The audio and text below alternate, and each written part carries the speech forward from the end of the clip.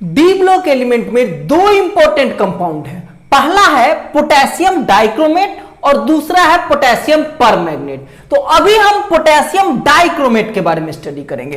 Potassium, यहां पे इसका अगर केमिकल फॉर्मूला देखें तो पोटेशियम के लिए के आया, के पर पॉजिटिव चार्ज होगा, एक पॉजिटिव चार्ज। और डाइक्रोमेट आयन, डाइक्रोमेट दो क्रोमियम का आयन है और 8 जो वर्ड है, ये 8 वर्ड जो देख रहे हैं, जब किसी का ऑक्सीजन के साथ निगेटिव आयन बनता है तो उसमें क्या लगता है, 8 लगता है। देखिए क्रोमियम ऑक्सीजन के साथ कंबाइन करके 2- वाला आयन बनाया है, तो इसको हम क्या कहेंगे, क्रोमेट आयन। और चूंकि दो एटम है क्रोमियम का, इसलिए इसको कहते हैं डाइक्रोमेट आयन। और पोटेशियम के साथ कंबाइन करके ये कंपाउंड बनाया जो बना potassium dichromate. Okay, potassium dichromate का सबसे पहले हम लोग प्रिपरेशन पढ़ने जा रहे हैं, जो कि क्रोमाइट ओर के थ्रू होता है। तो क्या हुआ, इसका जो प्रिपरेशन होगा,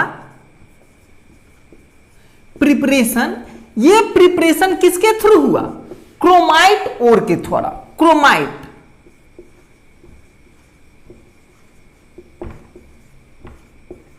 क्रोमाइट ओर क्या है, तो ये आयरन के साथ क्रोमियम का ओर है, आयरन ApCr2O4, ये आपका क्रोमाइट ओर है। अब इस क्रोमाइट ओर से हम प्रिपेयर करेंगे क्या, पोटेशियम डाइक्रोमेट। सबसे पहले इस क्रोमाइट ओर को यानी कि ApCr2O4 को रिएक्ट कराते हैं सोडियम कार्बोनेट Na2CO3 और ऑक्सीजन के साथ। इसका प्रोडक्ट आपको बनेगा सोडियम का क्रोमाइट यानी कि Na2CrO4।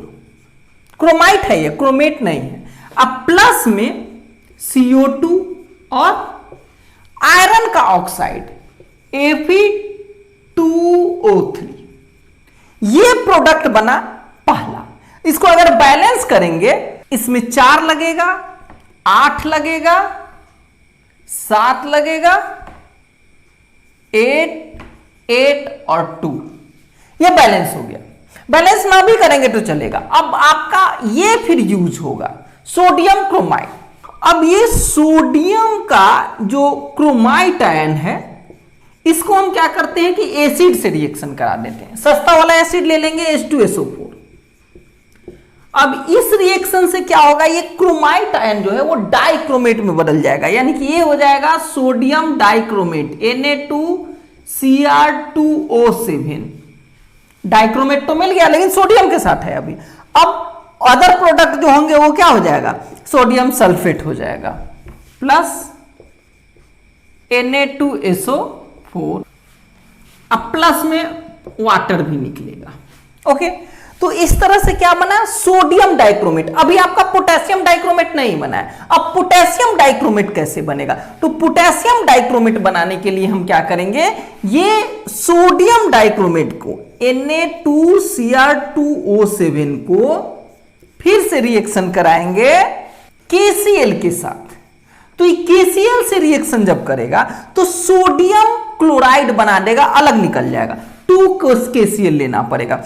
और ये जो पोटेशियम है वो क्रोमेट के साथ आ जाएगा। तो इस तरह से आ गया K2Cr2O7 और प्लस में KCl NaCl हो गया।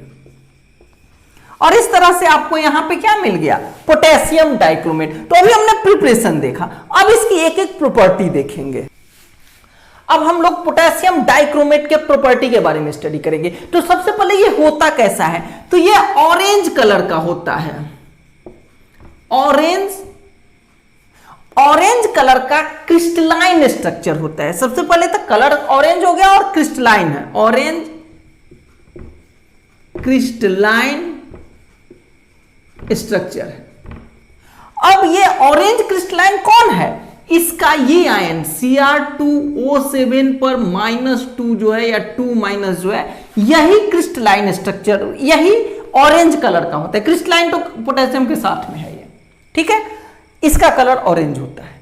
लेकिन ये एसिडिक मीडियम में अगर डाल रहे हैं, इन एसिडिक, तो इसका कलर रहेगा इन एसिडिक मीडियम,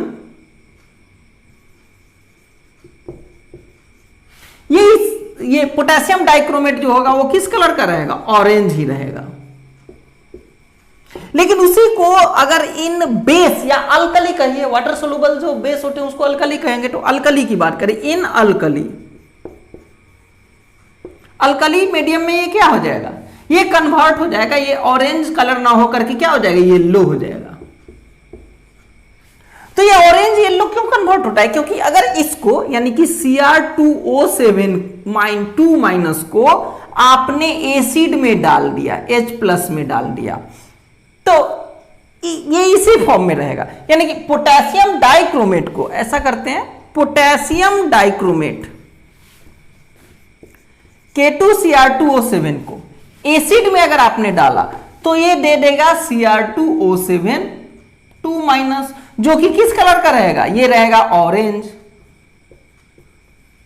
लेकिन अगर इसको फिर हमने बेस में या अल्कली में डाल दिया, Cr2O7 2- है, इसको हमने अगर OH में डाल दिया तो ये किस में कन्वर्ट हो जाएगा? बेस में अगर डाल दिया तो ये कन्वर्ट हो जाएगा CrO4 पर डबल-, यानी कि क्रोमाइट आयन में। और ये क्रोमाइट आयन किस कलर का होता है? ये होता है आपको येलो।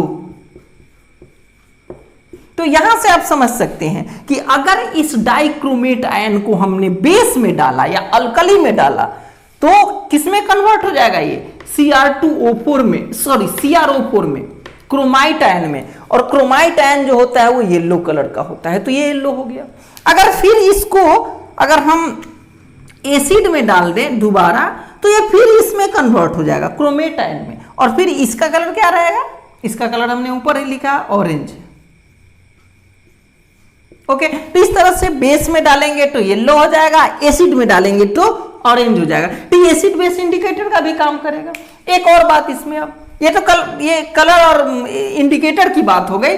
दूसरी बात आएगी कि इसमें अगर हम इसके ऑक्सीडेशन स्टेट को देखें तो ये बहुत अच्छा ऑक्सीडाइजिंग एजेंट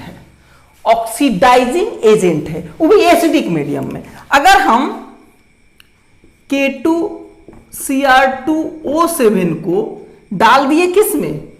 एसिड में, H+ आयन में, तो ये क्या करेगा? 6 इलेक्ट्रॉन को ले लेगा।